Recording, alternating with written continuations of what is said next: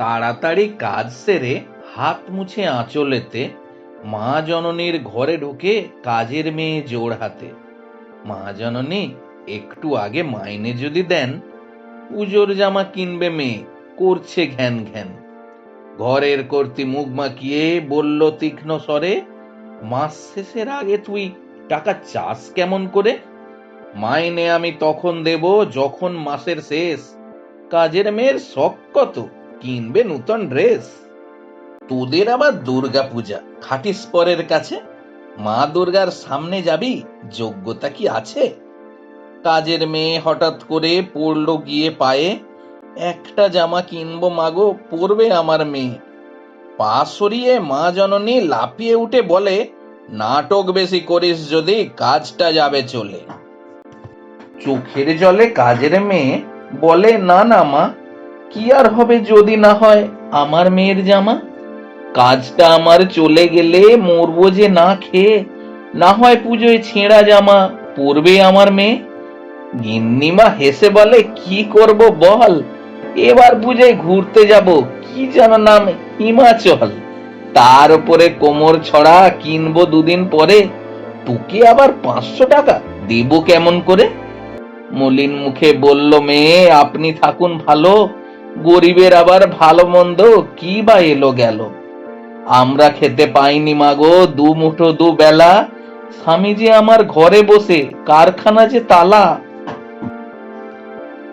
মাকে ঘরে ফিরতে দেখে হেসে বলল ঝুমা, কখন তুমি কিনতে যাবে আমার নতুন জামা?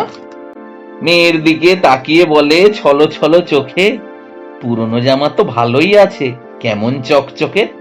মেয়ে বলে, ঠিক ধরেছি, পাওনি তুমি টাকা, পুজোয় না হোক নতুন জামা, না হোক ঠাকুর দেখা। পুরনো জামা একটু আধটু দিও সেলাই করে, পিঠের দুটো বোতাম ছেঁড়া দিও একটু সেরে। কি আর হবে পায়ে জুতো যদি না থাকে তবে, জামা জুতো কিনবো তখন যখন টাকা হবে। চোখের জল চেপে রেখে মা বলে জড়িয়ে ধরে, ছোট ছিলিস তুই যে কত, বড় হলি কেমন করে। ঢ্যাং কুড়াকুড় ঢাকের তালে মা দুর্গা আসে, ধনীর সঙ্গে গরিবেরাও আনন্দেতে হাসে। ষষ্ঠী থেকেই সব প্যান্ডেল আলোর খেলায় মাতে, ছোট্ট ঝুমা যাচ্ছে সে তার বন্ধুদের সাথে। কোত্থেকে যে 2-3 ঘন্টা কখন গেল কেটে, ঝুমারা সব হাঁপিয়ে গেছে অনেকটা পথ হেঁটে। হঠাৎ করে একটা ছেলে ঝুমার কান ধরে বলল, নজর দিচ্ছিস খাওয়ায়, বড় বড় চোখ করে। খেতে পাস না বলেই সে যে মারলো মাথায় টোকা।